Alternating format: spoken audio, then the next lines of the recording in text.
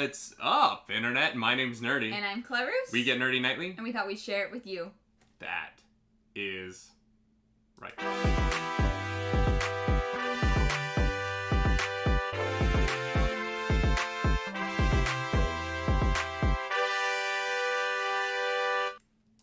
Welcome back to the 100-and-somethingth edition of... You pause the chat. The Nightly Morning Show. We are back on the couch. It's a Monday morning, as always, streaming at 10 a.m. Eastern.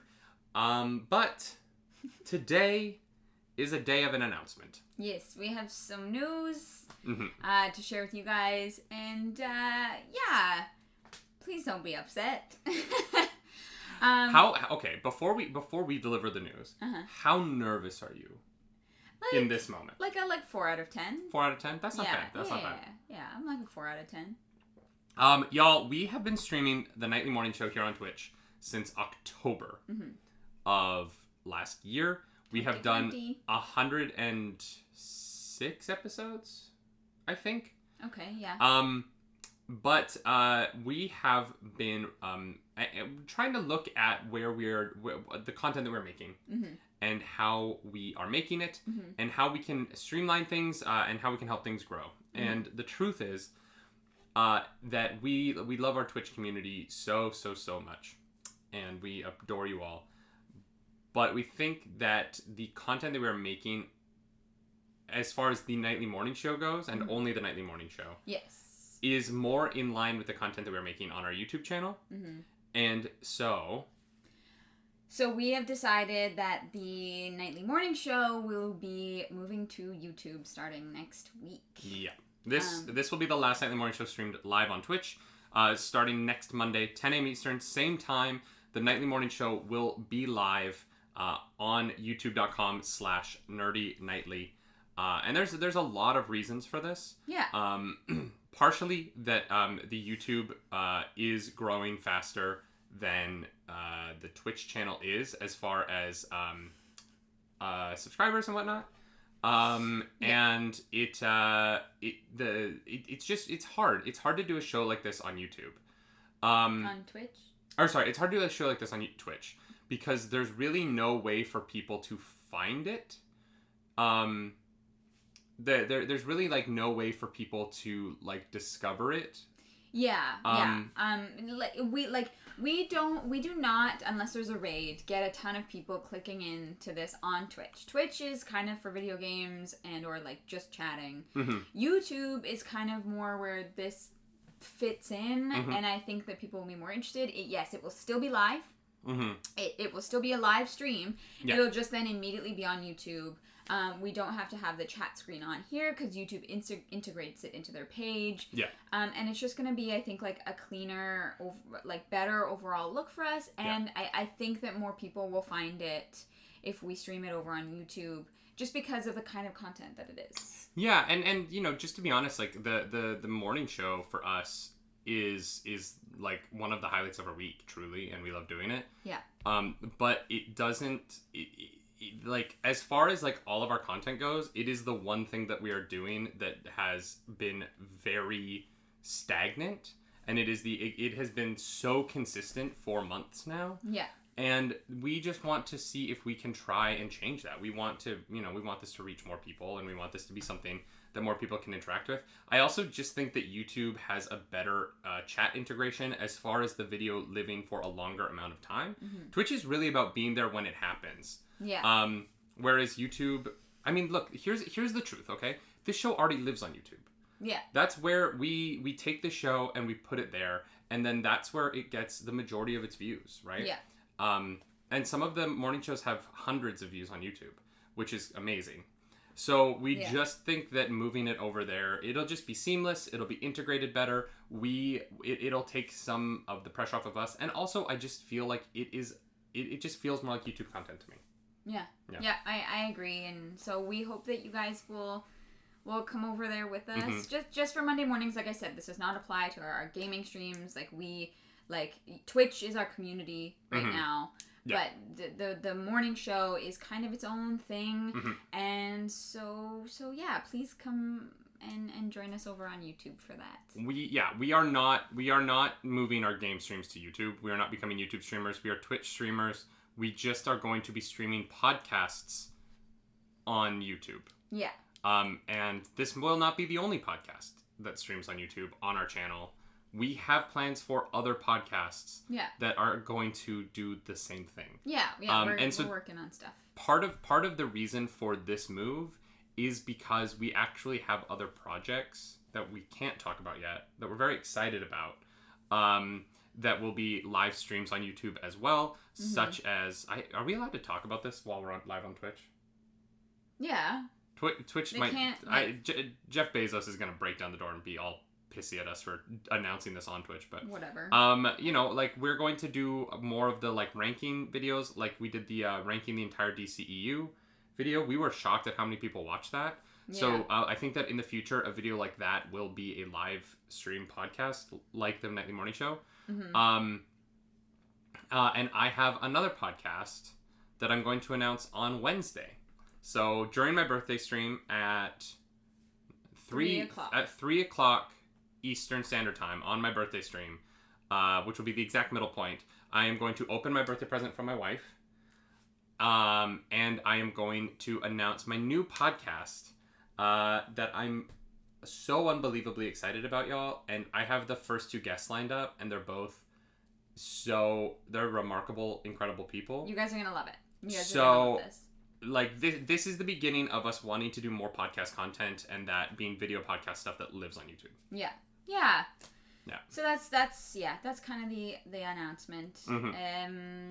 We love you guys. You know, like we said, Twitch is our community. Yeah. It's just this specific thing is better on YouTube. So please come and hang out with us still on Monday mornings. It's gonna be weird though. Like there are definitely some losses, right? Because not having our emotes is gonna be tough. Yeah. Not having the emotes is gonna be super tough. That's really the big one for me. Yeah. Yeah, and if people don't follow us over there for the show, I will be sad. Yeah. But that's okay. No pressure though. Yeah, it's fine. I'm just. So should we go? I feel like we've shown how anxious we are about doing this. Yeah. Should we get into the show a little bit? Yeah, we've got news for you guys. All right, let's ask the question that we always start the show with. Clarus, how are you?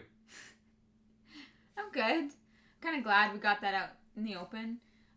Yeah, we've been talking about this for literally months. Yeah. About when we were going to do this. And I've just been so worried about it, but it is, I think it's for the best. Cuz obviously the emotes are great. They'll be available to members only. That's tough though. I don't want to. Interesting.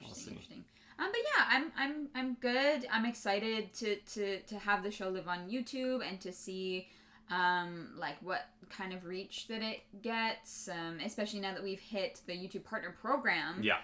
Because our stuff will be pushed a little bit more, but and we can and we're monetizing on YouTube. Is it weird if we're open about how much money we make on YouTube? I don't think so. Do you guys want to know? Because we've been in the Partner Program for a week. Do you guys want to know how much money we've made? Is it a full week? Not yet. We've been because we monetized Wednesday morning. Right. We have made $6.51. That's an expensive coffee. That's me getting my coconut milk. Yeah. You know what I mean? Yeah. Coconut milk. No, I don't drink coconut milk. What kind of milk do I get in my coffees? I've heard you ask for coconut or oat or... I've never had a coconut milk latte. Oat milk, yes. No, what's the one that I get at Earlsdale? I can't remember the coffee order that I get. Wow. I'm losing my mind. Oh my god. But yeah, I love we've that's actually low. The phone app is lower than the YouTube dashboard. Right, I think it says $7 or something, but yeah, we're Here's the thing, y'all. I want to be really transparent about this stuff partially because I think it's interesting. Yeah. And also because I think that I don't know. I don't want to be one of those creators that's that hides it. Yeah. Like, at some point we will have to, because we'll have people's salaries involved. Like, hopefully we hire people eventually, and I don't... Yeah. When it becomes not just our money, and when it becomes other people's money, it becomes a little bit more complicated. Totally. That's not something that we would disclose. But, like, what we do, like, first of all, we are, like, very open people. You guys already know that about us. But, like, we have also been very, like, candid with the fact that we are trying to make this... our like full-time gig, and so you know, like we just want to be as open and honest with you guys as we can. We have no reason to like hide anything. Yeah, and I definitely want to make I want to be the kind of YouTuber that makes videos talking about the analytics as I notice interesting trends in them. So if that's the kind of thing you're interested in, subscribe to the YouTube nice. Where this show will be live every Monday 10 a.m. Eastern Standard Time. From now until forever. From now until we decide to move it again. Yeah. Rhiannon, only the morning show will be on YouTube. All of our other streams, our gaming the other will be on Twitch. 9 to 15 streams we have a week will be on Twitch. Yeah. Just Monday morning. We're just moving that over on YouTube, and we hope you come and join us. And any future podcast that is a live stream podcast that we do, of which we have some plans, those will be streamed live on YouTube as well. Yeah. Because we actually have a couple coming up that we have plans. We are going to do we are going to rank the entire Fast and the Furious franchise. Yeah. And that will be a podcast that we do stream live over on YouTube. So look out for that in early July. That's a long way away. Got a lot of movies to watch. Yeah, but they're so fun and they're so fast. Like, and furious. No, I mean like literally like they don't feel long. Yeah. The nice thing about a Fast and Furious movie is that they go by. They always feel shorter than they are because they're so high octane. Yeah. Other than the first one, which is also in my opinion still the best movie. This will be before Fast 9 comes out. Yeah. It'll probably be the week that Fast 9 comes out. Yeah. Like we did for the Snyder Cut when we ranked the DCEU. Should we do some news? Let's do some news. We haven't done some news. Where do you want to start today with the news? Let's. People want to know about the Croods, babe. Okay, y'all want to know about the Croods? Yeah, people want to know. Y'all want to know about the Croods. All right, well, the Croods 2. Y'all, let's get into this, our first story. We're going to start with the box office. We'll get to the Oscars. I know it's the title, but we'll start with the Croods because there's what people are here for. There's one movie that we care about on this show. And it is a movie that I don't think anyone in our chat has seen. If you've seen The Croods 2 in our chat, please let us know. Because I don't think anyone has seen it, but we all care so much. So somebody said that they saw it, but I was it Monkey? Monkey might have seen it. We care about this movie so much because it's still going, y'all. Yeah, it's still going. We just want it to beat Tenet. In 12th place this week, The Croods 2 pulled in $191,000, and its total is at $57.3 million. The problem is that Tenet is at 58.4. Oof. So we're a little over $1 million there until we get there. But The Croods is 22 weeks in theater, so it could happen. It could. It did drop almost 40%. Yeah. But yeah. It's fine. We're holding out hope. But let's get into the rest of the weekend box office because there's a really interesting story here that kind of took everyone by surprise this weekend, including myself. Uh-huh. We talked forever ago, back when we were doing 5 days a week with the morning show, about a movie called Demon Slayer, which is based on a manga in Japan that was making so much money everywhere it went, right? It blew up in China, blew up in Japan. It was doing really, really well. Demon Slayer opened in the United States and Canada this past weekend. Okay. The other big movie, the one that everyone expected to win the weekend, Mortal Kombat, opened in United States and Canada this weekend. Right. We saw that. You can see our spoiler chat from last week. If you want to know our thoughts on the Mortal Kombat movie over quick on thoughts, no spoilers. It's got good action, but it's kind of a mess. Yeah. The plot is just it's tough. There's a lot of fan service for Mortal Kombat fans, but they do something that breaks the lore of Mortal Kombat a little bit that might piss off Mortal Kombat fans, depending on what kind of Mortal Kombat fan you are. So everyone just kind of expected Mortal Kombat is going to be the winner of the weekend. Mm-hmm. Why wouldn't it be, right? Well, it kind of came down to the wire a little bit. Demon Slayer massively overperformed expectations. Really? Like, massively, and came in with $19 million for the weekend. And Mortal Kombat came in with 22. Dang. And so a weekend that was supposed to be like the Mortal Kombat weekend at the box office kind of became this race to the finish between two films that are both enjoyed by, I think, a similar audience. I think there's probably a lot of crossover between Demon Slayer fans and Mortal Kombat fans. Yeah. And so it's really fascinating to see these two films that I would say are... Demon Slayer is a Japanese movie. I would say Mortal Kombat is very heavily Asian inspired. Both movies starring very heavly Asian casts. Obviously, the Japanese movie. They also speak Chinese and Japanese in the movie. It's just interesting to see this weekend. It seemed to be a very big weekend for properties and for Asian creators. Mm-hmm. And because we'll get into why I said that when we get to the Oscars as well. There was a really big victory, mm-hmm. A historic victory at the Oscars.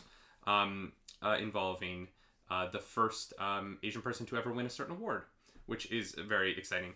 But Mortal Kombat and Demon Slayer came in at 1 and 2, and Demon Slayer is now at $456 million worldwide. Whoa! And what this tells me is that there is a huge audience for these anime movies, mm-hmm. because the last time we kind of had a surprise hit like this was when the Dragon Ball Z movie Broly came out in theaters, and it made $15 million domestic, and it like massively overperformed. Everyone mm-hmm. was shocked how well this Dragon Ball Z movie did, mm-hmm. Especially considering Dragon Ball's huge popularity was more in the 90s and early 2000s. Yeah. So to see this movie still do so well in, I think it was 2018 or 2018, sure, I think. But... And so there is just very clearly a huge market for these anime films worldwide. $460 million for an anime film is... That is incredible. Yeah. It's really huge. It's really exciting. And, you know, as someone who is really... has a really deep love for Japanese animation studios, just ever since I was a kid with Studio Ghibli films, I am so excited to see this, and I'm so happy to see foreign films being embraced like this by North American audiences. I think this is wonderful, and now I need to see this Demon Slayer movie. Yeah, I feel like we have to watch it. Yeah, we can't obviously right now because there's no way, but... Yeah, but when things open back up again, it might still be in the theater, so... Yeah, as soon as I can find a way to watch this movie, I'm going to, because it's performing huge. It really is. Do you think that Mortal Kombat would have performed, like, much better if Demon Slayer hadn't been in theaters? No. Just wondering. Based on what I saw in Mortal Kombat, if this movie had come out pre-pandemic, I think it would have made less than it did. Because I think that it would have sat in the like $14 to $19 million range. Okay. Pre-pandemic, I think that there is an excitement right now about new things in theaters. I think that, like, there's not a lot else. I think that Mortal Kombat, based on the reviews and based on, like, I'm a Mortal Kombat fan and I felt a little bit let down by it. Yeah. I think that sentiment is pretty prevalent from what I've seen online. Okay. So I think that in a world where there's more competition, I actually think Mortal Kombat would have done worse. Okay. I think that Mortal Kombat benefited from the... I think Mortal Kombat would have... Mortal Kombat benefits from being kind of alone at the box office. Yeah. From a North American film standpoint. I think that the people who are going to see Demon Slayer would have seen Demon Slayer no matter what. Yeah. Yeah, okay. That makes sense. I was just wondering. Our chat is saying that there's 26 episodes of the Demon Slayer anime and I'm assuming that leads into the movie? The movie is between season 1 and 2. Interesting. Oh, okay. Okay. I'm going to watch this anime. I'm sure I can find it online. That sounds really exciting. All right. Yeah, that's cool. To round out, let's just keep going through the domestic box office first. We'll get to the international in a second. Godzilla vs. Kong pulled in another $4.2 million, bringing its domestic total to $86 million, which is huge for the pandemic. That's really exciting to see. Nobody is still going at $1.8 million. It's pulled in $21.6 million. And Raya the Last Dragon is now at number 5. It only dropped 12.6% this week. To $1.68 million. It's pulled in almost $40 million domestically. Wow. That says nothing about how much it made on Disney Plus, though, with that premium access. So who knows what the actual number for that is. I'm sure they've made a lot more than that. Yeah. Rounding out the top 10, The Unholy at number 6. Tom and Jerry still in there at number 7. Together at number 8. The Courier at number 9. And The Girl Who Believes in Miracles at number 10. The only new one there is Together at $5.2 million. Or, $522,000. Oh, in its opening weekend. Gotcha. Yeah. I have no idea what that movie is, but me neither. You know, $500,000 is $500,000. Yeah. Let's quickly jump over to some international box office, and then we're gonna get into the Oscars here. Gotcha. Do you want me to click the thingies? If you want, you can. Boom. So the big news of the weekend. Is that Godzilla vs. Kong managed to pass $400 million internationally, which is very exciting. Obviously, the only American-made film to do that so far in 2021. Yeah. Which is crazy. Yep. It's April. $320 million comes from the international markets. But there is still some good news for Godzilla vs. Kong. Because there are 20 markets internationally, including the UK, where the movie has not yet opened. And so there is, despite the fact that it is currently at $400 million internationally, there is actually still some room for it to make a little bit more than that. In combined, this is from Deadline, combined like-for-like markets and at today's rate, Godzilla is actually 6% higher than Kong Skull Island, 44% over Godzilla King of the Monsters, and 90% ahead of Godzilla, the 2014. So despite the pandemic and despite everything going on, this is actually the best performing movie in this MonsterVerse, adjusted for inflation. So that's actually really good, a really good sign. It is about to open in Brazil, Japan, the UK, and some other smaller markets. Okay. So there's still some money left on the table for this, which is really awesome. You know, they might cross $500 million. I think they could hit 500 million pretty easily. Yeah, I think that they might. And Demon Slayer has hit 456 million worldwide, which is huge for an anime film. This is really exciting to see that this is happening at all. Like that an anime film is really kind of doing this kind of money. Yeah. And Mortal Kombat has pulled in another $27 million internationally. So Mortal Kombat is sitting at $50 million globally, which is pretty good. All right, that's fine. That does not include paid VOD in the United States. Right. So, we watched it, but we paid for it and watched it at home through Cineplex's thing, because obviously theaters near us are all closed. So that $50 million does not include money made from those purchases, of which I'm sure there are a bunch.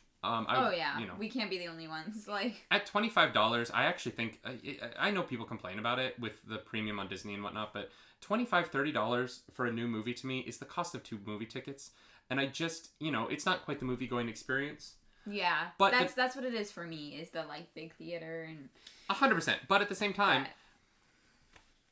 I have not yet, since buying these movies at home, I've not yet had my theater experience ruined by like a rowdy group of teenagers. That's fair. What I mean? Like there are some upsides. That is okay. That is fair. I hate teenagers. I just wish we had a better TV. That's all. If we had a TV and a sound bar, I feel like I wouldn't be so like disappointed at having to like watch it at home. I don't know. The TV in our bedroom's pretty good. It's fine. Yeah. It's fine, all but right. We don't all have. Right. It's just the TV sound, so it's.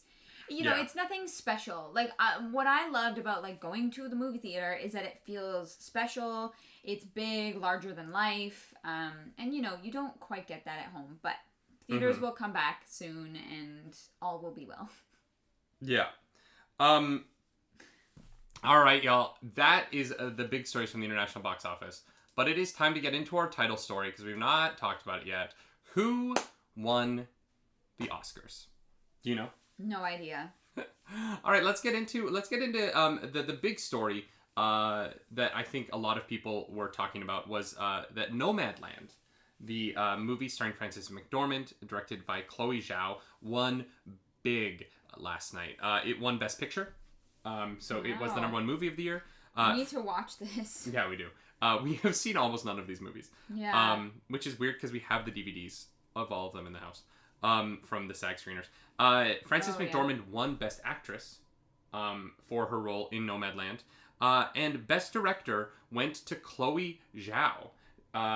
And this is important for a lot of reasons. Mm-hmm. She is the second woman in history to win a Best Directing Oscar. Mm-hmm. And very clearly the first Asian woman to do that. Yeah. This is huge. Yeah. I think this is important, and I'm really so happy and excited for her.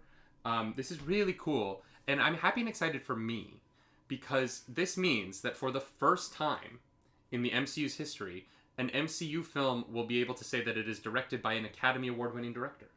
Oh, that's fun. Yep. So when The Eternals rolls out later this year, it will be directed by Academy Award winner Chloe Zhao. Yeah, I love that. Yeah. That's exciting. I cannot wait for that first trailer. Yeah. You know what I mean? When that, because you know what Marvel.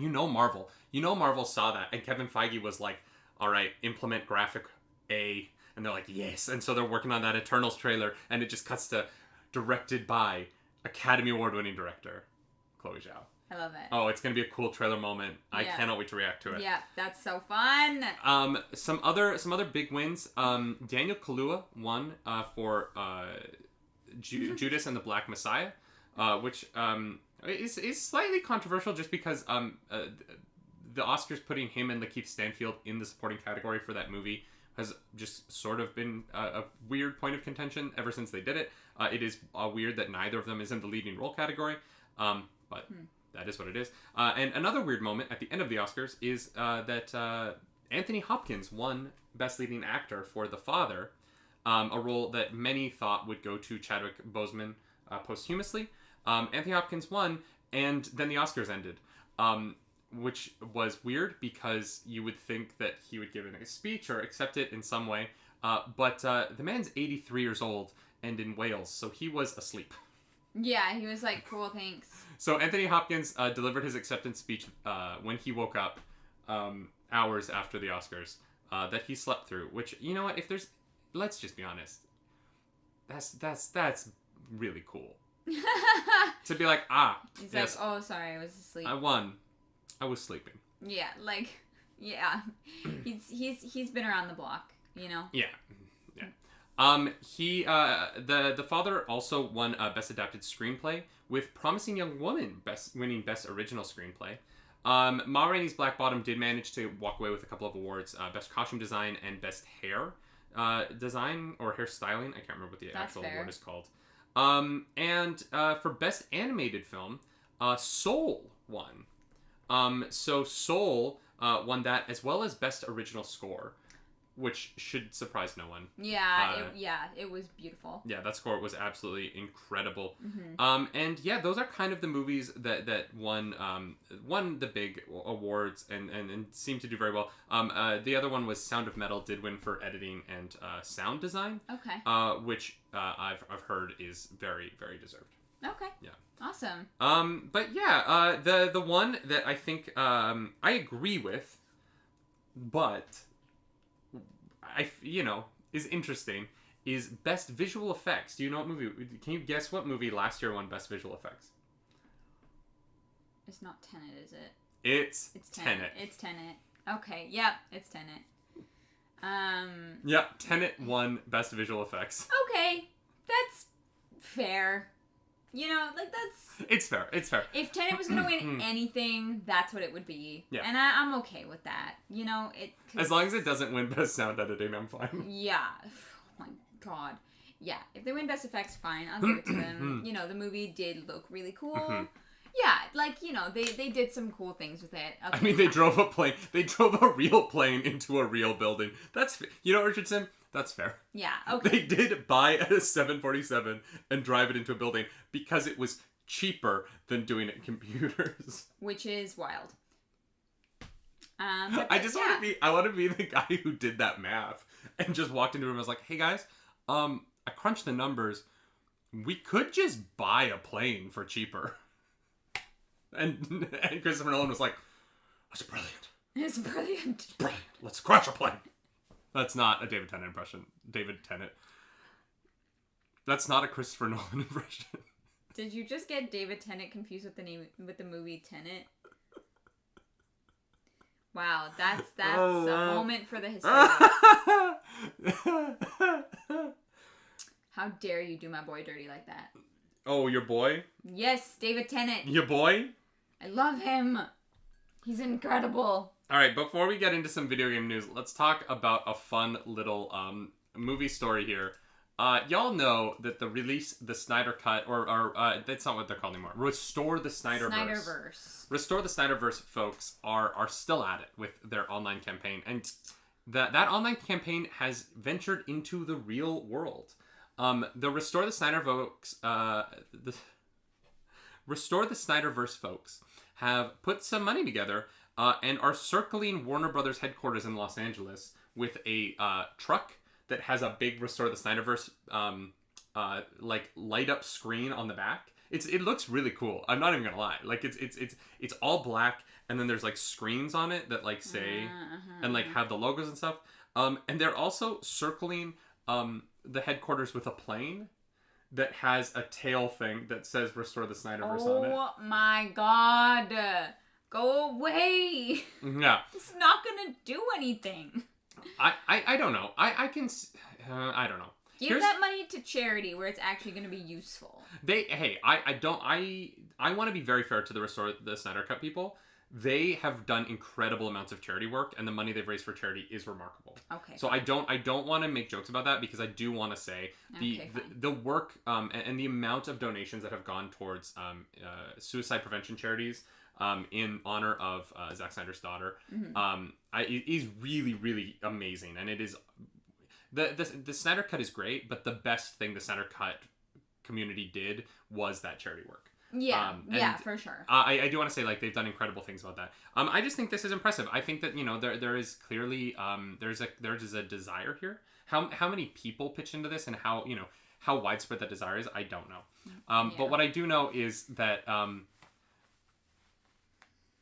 I really don't think the Snyderverse can happen anytime soon, because Warner Brothers is committed to like the next 2 or 3 years of their movies. Yeah. So here's the thing, even if this were to work and Warner Brothers was like, God, we should do this, they wouldn't be able to go in production on a Snyder Cut movie until like 2023, probably. At least. Because we know we're getting Black Adam. 2022, we know we're going to get Batman. Or wait, is Batman this year? We know we're going to get Black Adam, Aquaman 2, and there's one more, right? We know that we're getting Shazam 2 in 2023. 2023, right. Shazam 2 is 2023. The Batman is 2022. Yeah, so there's 3 movies next year. They already have that. We know that Batgirl and Static Shock are supposedly coming. None of these are Snyderverse movies, right? So, like, in order to add another film, they're going to have to... There's just going to be a wait for it. And I think that one of the problems with the Restore the Snyderverse community is they want an announcement right now. Yeah. And the truth is, even if Warner Brothers is already working on it and is already considering it, they can't make that public announcement until... they know if Ben Affleck would even do it. You know what I mean? Yeah. Henry Cavill would. He's a nerd. He's a dorky, scrawny, not very muscular nerd. Come on. We know it's a joke. How dare you? We are all very aware of how I feel about Henry Cavill. He is perfect. Henry Cavill. I keep calling him Henry Cavill, and I can't break that. I know it's not true. I know, I keep bouncing between the two. But like, you know, realistically, if they were going to make a Snyderverse, it wouldn't happen for 3 years, right? Yeah, at least. And like, so these people are going to be waiting a long time. I don't even think that announcement would come till next year. No, absolutely not. Like, if they did want to, you know... the Flash movie. Oh, that's it. You know, if they wanted to give a mile, they're not going to be able to give it for a long time. Yeah. Mm-hmm. Like... Yeah, and honestly, based on what I've heard about what we talked about on the show, how the Snyder Cut legitimately performed for HBO Max, I don't think... I don't know. I don't think it made enough money for them. I don't get it. It wasn't good. I enjoyed it enough. I know you did, but Yeah, it's not good. Like, and like the like superhero stuff is expensive. Yep. Yeah. You're not wrong. Like, literally, HBO was like, okay, all right, we'll cave a little bit. And now everybody's like, oh, we did it. What else can we get? And I'm like, just please stop. Since we're talking about DC, let's do another DC story here. Because we have... Oh. What happened? No, that's... Yeah, no, that's our, like, full screen. Snap that back. There we go. Okay.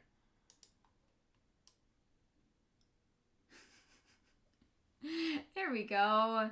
Crushed it. Boom. Who is the new Superman?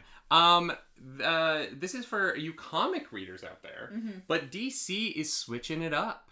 Clark Kent is going to be stepping back as the main Superman of the planet Earth in DC Comics. He's not dead. He's actually going to be moving on to another storyline where he's doing some stuff behind the scenes with Warworld. But it is happening.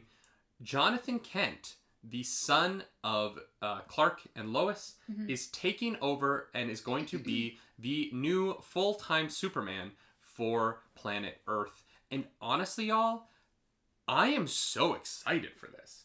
I have not picked up a Superman comic, like a weekly or a monthly Superman comic, in a while, and I honestly I think this is one I'm definitely going to get into. All right. I'm really excited to see Jonathan get to have this time. I really, really, really loved the Super Sons run where Jonathan and Damian are like I think they're like 12 or 13. And they're fighting crime together. It's really... Super Sons is incredible. I've really fallen in love with this character of Jonathan Kent. And to see him getting the chance to be Superman is really cool. On the other side of this, Clark Kent, the Superman we've known for 82 years, is going to be getting a new comic called Superman and the Authority, written by Grant Morrison. So it's kind of a best of both worlds for DC fans. Right. Superman, the old Superman, is going to be in a comic written by one of the great living comic book writers. And Jonathan Kent is going to be taking over as Superman of Earth. This is interesting, right? Because this is the kind of announcement that makes me, a comic book reader, go, I'm gonna pick that up. Yeah, absolutely. I'll read that. Yeah. And I know that Ashley Victoria Robinson of the Geek History Lesson podcast will be very happy. I have a feeling when I think of people who love Jonathan, she's up there. So okay. If you guys are not listening to Geek History Lesson, I definitely recommend it. It's a fantastic podcast that I listen to every week.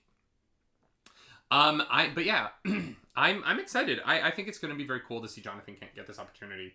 And I'm excited to see what version of Superman he brings for Earth. He's much younger. And he was raised in a completely different way than Clark. He doesn't have the same... He grew up in the shadow of Superman. Yeah. And so he has a lot to live up to, and I think there's going to be a lot of pressure on him, and how he reacts to that pressure is going to be really interesting. Yeah, they've got a lot of character stuff to work with, so that it's an interesting choice, and I think it's a good one. I think if they play it right, people are going to love this. Yeah. I hope so. I really like Jonathan. He's such a cool character. All right. Yeah, super excited about it. And it is interesting that this is happening around the same time that Jonathan and Jordan are such big characters in the Superman and Lois show on CW. Yeah. Synergy. Synergy. Let's see what's going on here. In news that is going to make my wife very happy, Emilia Clarke seems to have joined the cast of Secret Invasion, the upcoming Marvel TV series. We are just coming off of the end of Falcon and the Winter Soldier. Yeah. And thus far, the Marvel show's hitting it out of the park. Very exciting. Yeah. Loki better be just as good. I hope so. I think it will be, but it the cast of Secret Invasion is already growing with Olivia Colman and Kingsley Ben-Adir, who played Malcolm X in the One Night in Miami movie that was up for all the Oscars last night. And mostly snubbed. One Night in Miami did not particularly do very well last night. But this cast is insane. But what is going to be interesting is that we have not seen any of the original MCU stars in this movie. And Secret Invasion is very famously a story where Black Widow, Captain America, Iron Man, all those characters are in it. So you have to wonder who these characters are going to be playing and how it is going to work. Yeah. The rumor right now, Frankenbeans is going to be a little upset. But the rumor right now is that Emilia Clarke will be playing Varanki, who is the Skrull Queen at the center of the story. That's fun. And she infiltrates Earth as Spider-Woman in the comics. And so this would be a really interesting backwards way to introduce Emilia Clarke as Spider-Woman by having her play a fake Spider-Woman first and then get to be a real Spider-Woman later. Right? I think that this would be really fun. I love it. I don't know how Spider-Woman works as far as rights go, because I don't know if Sony has the rights to Spider-Woman or if Right. I don't know. Right. That's fair.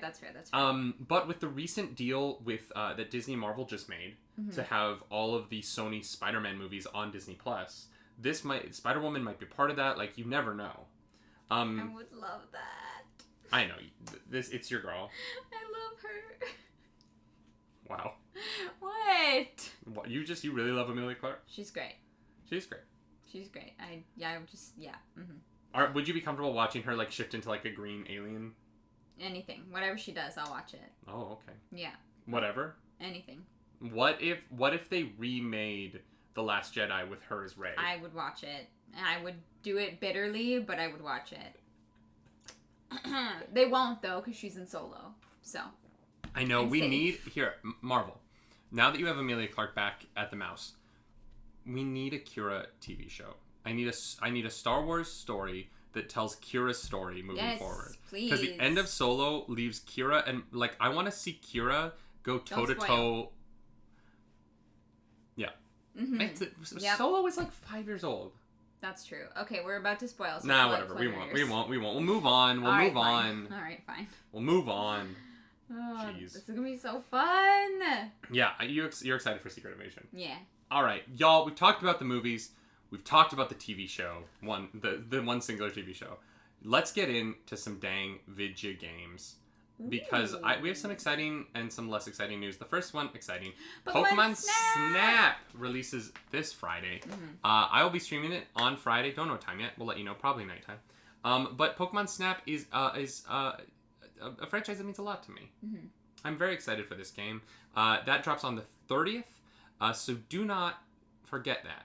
Be ready to casually sit in a pod and take pictures of Pokemon while throwing apples at them. It's a weird video game premise. It is. You know what? Honestly, it is. Yeah. Like, as far as, like, a video game premise goes, it is a really weird one. Yeah. It's also amazing. It's just so good. I have never played Pokemon Snap. I know. It's so sad. I just, like, I don't get it, but people love it, and I'm like, okay.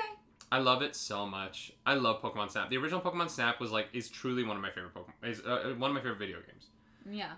And like as far as like it's so casual, you know what I mean? Like it doesn't matter.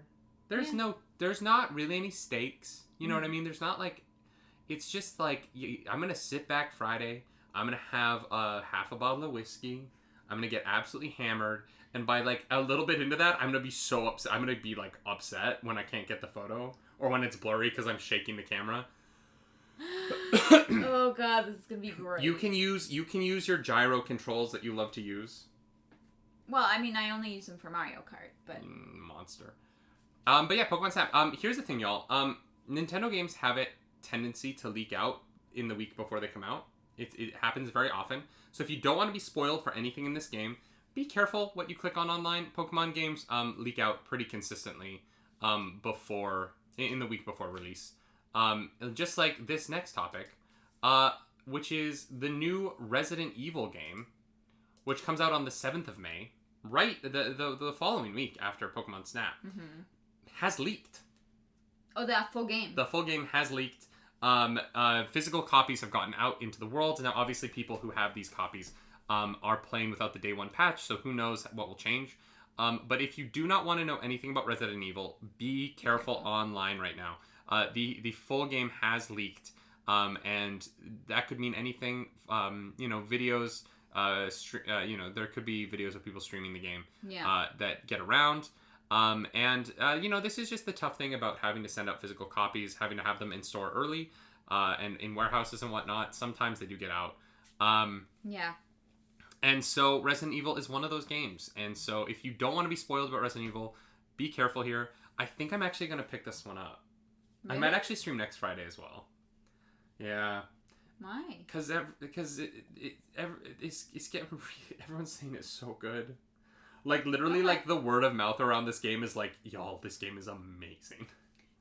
Too bad it's not on Switch, or we could do one couple, one controller. Resident Evil, you would do a zombie game, one couple, one controller? I would cry, but it would be for the memes.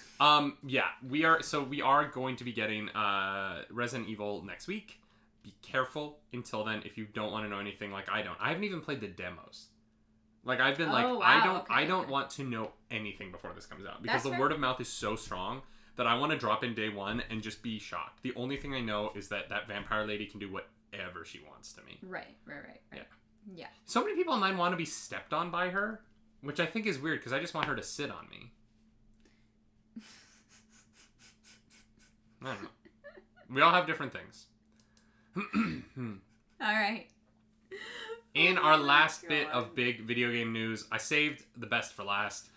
The Kotor Remake is in active development. Ladies and gentlemen of the internet, it's happening. We are officially going to be getting Knights of the Old Republic again. How do you feel about this, Clars? I never played it. And I'm kind of honestly sad, but I feel like I'll play the remake. Mm-hmm. Like, it seems like it's a game that would be kind of like right up my alley, so I don't know why I wouldn't. Asper is the company that's doing the remake. They have ported a bunch of KOTOR games in the past. They've ported. I'm pretty sure they did the port to iOS. Mm-hmm. I have Knights of the Old Republic on my iPad. Oh right, you're right. I'm pretty sure they did that one. And it does look like EA has no involvement in this, which is interesting. This will be one of the first games to come out probably since EA lost the license to Star Wars, for their exclusive license. Mm-hmm. I'm going to be honest about Knights of the Old Republic. I am disappointed that it is going to be a remake of the first Knights of the Old Republic. Unless it isn't, I would prefer them remake the second one. Because famously, the second game is not really finished. It was kind of released somewhat incomplete. And it just is not as good. Okay. It's just not as good a game. The gameplay is better than the first one, but it's just overall not as good as the first Knights of the Old Republic. And so, in my opinion, I would prefer them remake the second one. Frankenbeans in the chat says maybe it'll be a remake that combines both of them. That would actually be really smart. That would be yeah. Although smart. The story of Knights of the Republic is long. It's not a short game. Yeah, but they're working with something that already exists. So yeah, I don't know. I'm really excited. I'm really excited to play more Knights of the Old Republic. I love this franchise so much. But like there is a part of me that's just like Knights of the Old Republic is kind of perfect. It's going to be hard to, unless they just skin over it with better graphics like they did with the Diablo Resurrected remake that just came out, where you can literally press a button and it goes back to the old game look. If they do that with it, it's fine, right? Because it's the exact same game and I'm gonna have my same experience. But if they change too much about it, I don't know. Mm-hmm. It's tough. I really love this game. I love Knights of the Old Republic. I love the story so much. So it's a tough ask for me to be like, do I want them to do this? Yeah. I don't know. I want new Star Wars games, right? Like, the thing I love so much about Fallen Order is that it's a new Star Wars game. Yeah, for sure. I don't know.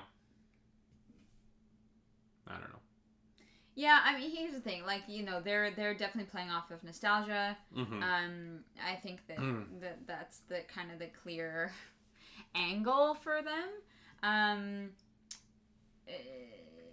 But we might, there will probably be new Star Wars games. There's definitely going to be new Star Wars games. They are not the company that's going to develop a new Star Wars game, so they might as well be the one to, revamp an old one. Mm-hmm. Yeah, that's actually true. I guess if this is, Asper Media is going to be the one that does that. And then, we're going to get Fallen Order 2. There's no way we're not with how Fallen Order ends. We're going to get I'm assuming we're going to get a Battlefront 3. I don't know what they would base it on, though, because they've kind of done all the movie stuff, so I don't know if they would be like Battlefront 3. The new stuff would be like Mandalorian. That's fun. What I would love, honestly, and what I'm amazed they haven't done yet, is give me a Battlefront 3 in the art style of Clone Wars and set it in the Clone Wars. Yeah. And, like, the fact that we haven't had a video game in that art style is so... Unless we have and I just missed it, but, like, Battlefront with that art style would be so cool. Yeah. It would be...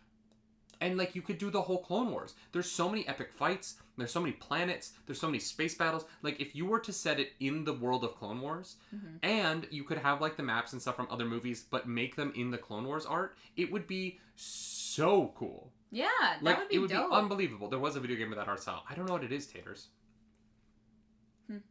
Yeah, I don't know I don't know the game. I must have missed that one, which is surprising.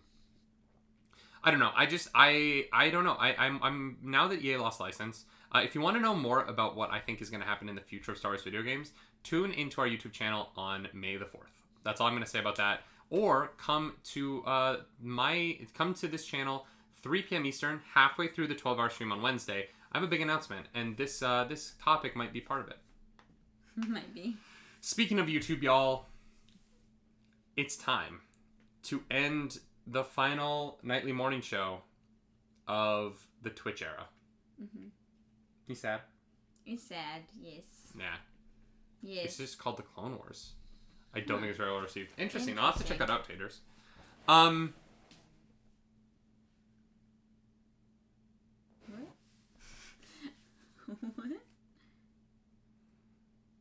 What happened? My mom has just given me my first birthday gift. My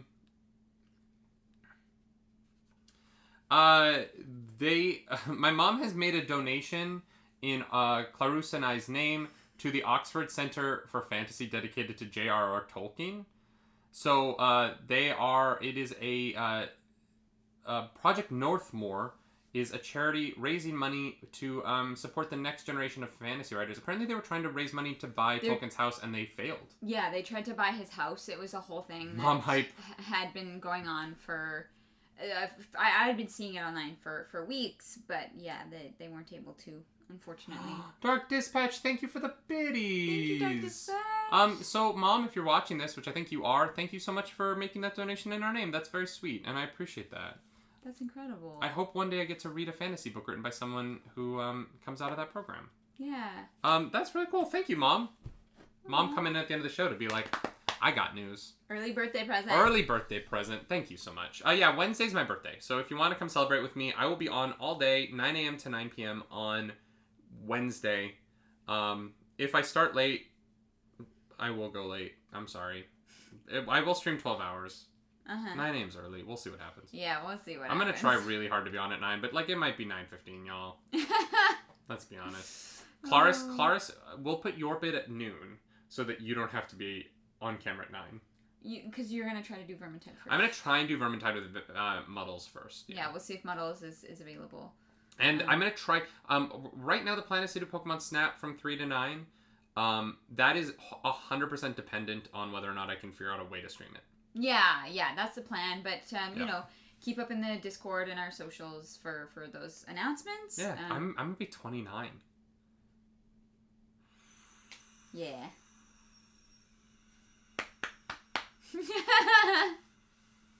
Yeah, right? I'm old. Ancient. Just so ancient. But yeah, y'all, this is the last Twitch Nightly Morning Show. Yeah. So I just want to say a huge thank you to everyone who has watched the last 106 episodes of this. Yeah. It means the world to us that we have been able to build this community, and we are moving the show, and I know that is going to be weird, and there's going to be a learning curve for us as to how to be good on YouTube. But I'm really excited. I'm really excited for this move. And I think that it's going to be good for the show and for the future of both channels here and on YouTube. Yeah. We really hope, like, we just hope that you guys, you know, make the click over to youtube.com/nerdynightly as opposed to twitch.tv/nerdynightly, because It's still gonna be the morning show. We won't have the emotes, but it will still be the morning show, and we still want to share it with you guys. So, please do come and hang out with us on the YouTube. I don't know why those emotes aren't showing. Miller actually does not have a sub badge. Oh. So it may not have. That makes sense. Yeah. I saw that and I was like, wait a second, but then He's copy-pasting, but he doesn't have a sub badge. Okay, that makes sense. How can I troll if I don't have Kappa? You know what, Richard Sim 7? Sorry. I believe... You can just type Kappa. I believe that you will find a way. Yeah. And on that note, y'all, as we always say, my name is Nerdy. And I'm Clarisse. Why is this sad? We're still doing the show next week. I know. It's still free. It's not even like we're like putting it behind a paywall. It's still a free show. I know. But we just love Twitch so much. Do something nerdy tonight. Bye, guys. Bye.